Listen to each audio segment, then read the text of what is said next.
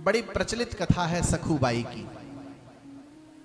जैसे मीराबाई हुई, करमैती बाई हुई, जनाबाई हुई, ऐसी ही एक सखूबाई हुई है जो भगवान पंढरीनाथ की बड़ी परम भक्त थी।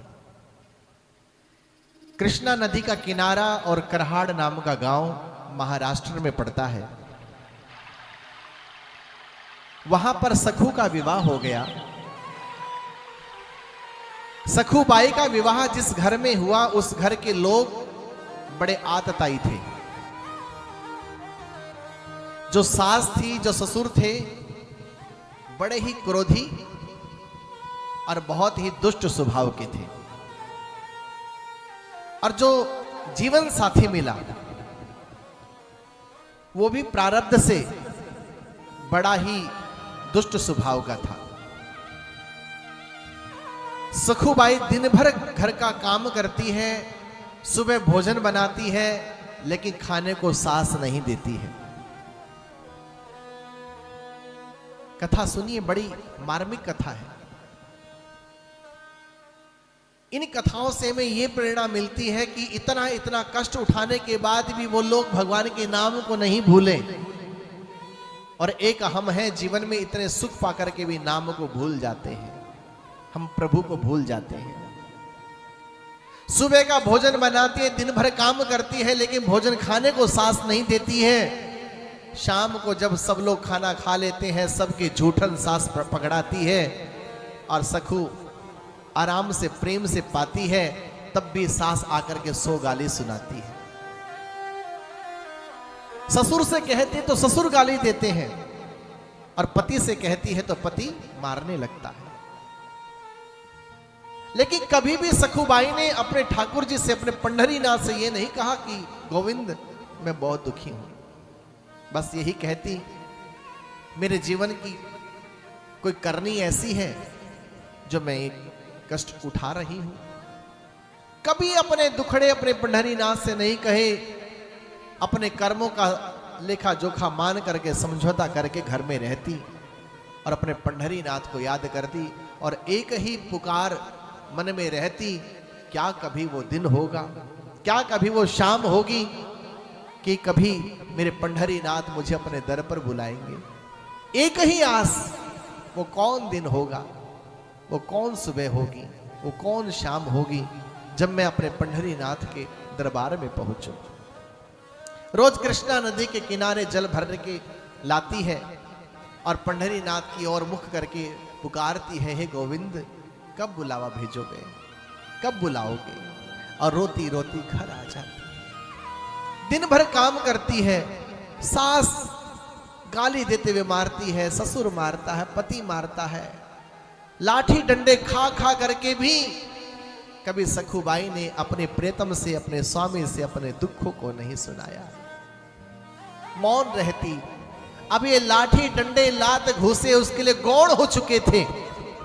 उस बेचारी को तो ये लग गया था तो रोज का काम है मार खाना, गाली सुनना, सबका झूठा हुआ मिलता, उसी में सुख मान करके पा लेती, सो जाती। और सोती सोती भी यही कहती, नाथ एक रात और बीत गई, कब बुलाओगे। और जब बुलावा भेजा पंढरीनाथ ने, आज सखूबाई कृष्णा नदी के किनारे जल भरने आई है। देखा कि एक भक्तों का समूह जा रहा है। सखूबाई सोचने लगी, जीवन के काम तो जीवन पर्यंत रहेंगे, ये घर के काम काज तो जिंदगी भर रहेंगे।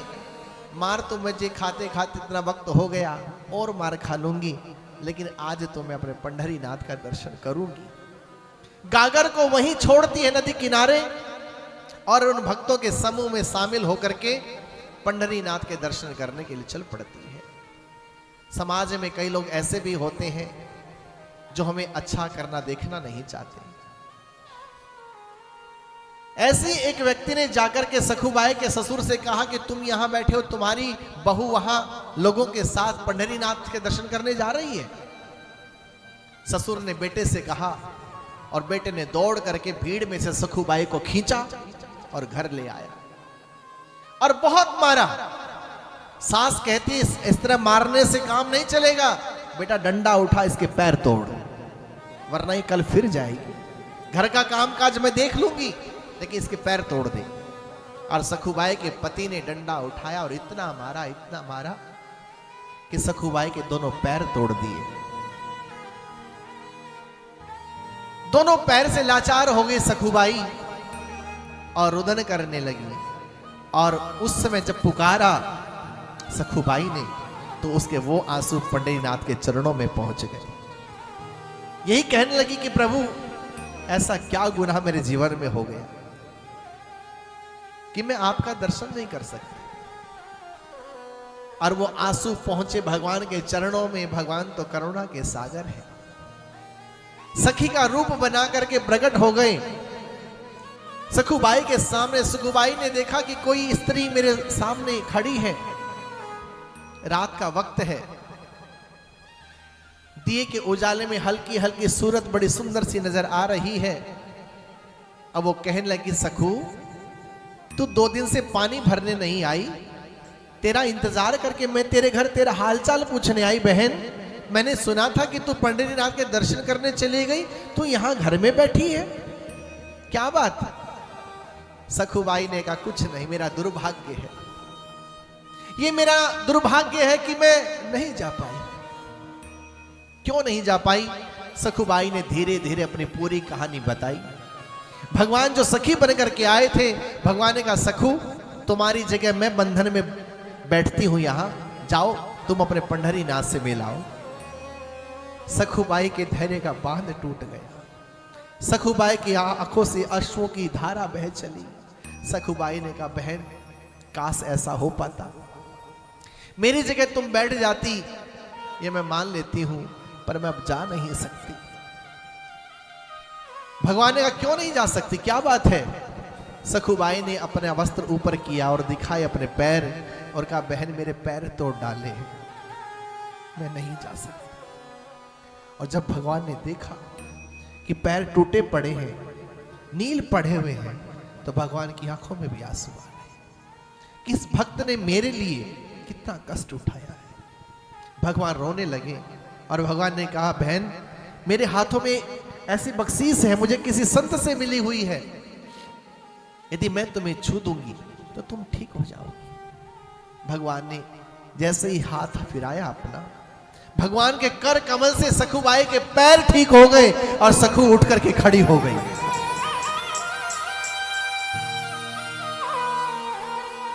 सखी बने भगवान के कदम चूमने लगी और सखु ने कहा, बहन तेरा एहसान जिंदगी भर नहीं भूलूंगी, जब तक जीऊंगी तेरा नाम लेती रहूंगी।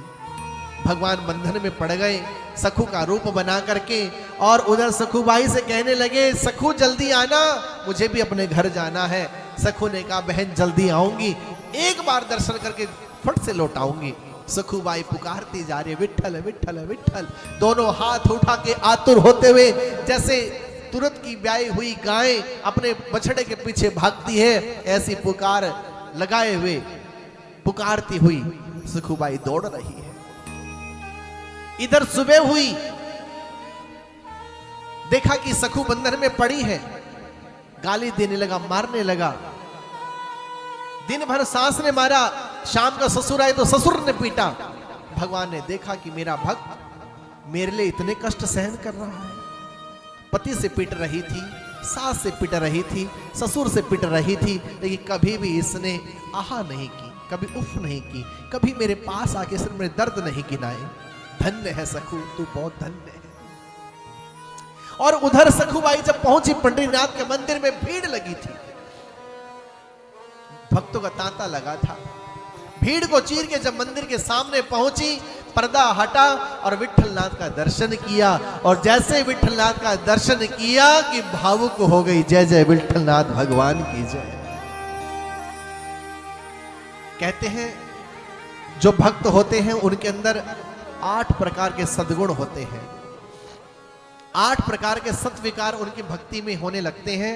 जब हम भगवान की ओर आगे चलते हैं तो पहला सत्विकार हमारे अंदर होता है, हमारे आंखों से अश्रु प्रवाहित होने लगते हैं।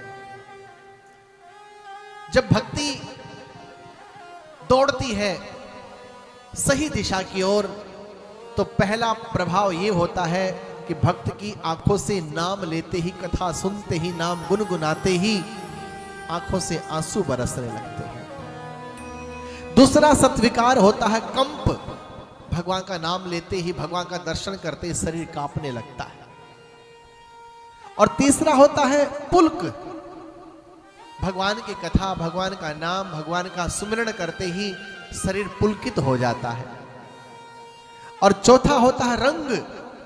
शरीर में कई प्रकार के रंग उत्पन्न होने लगते हैं, कभी श्याम, कभी लाल, कभी कैसा, कभी कैसा।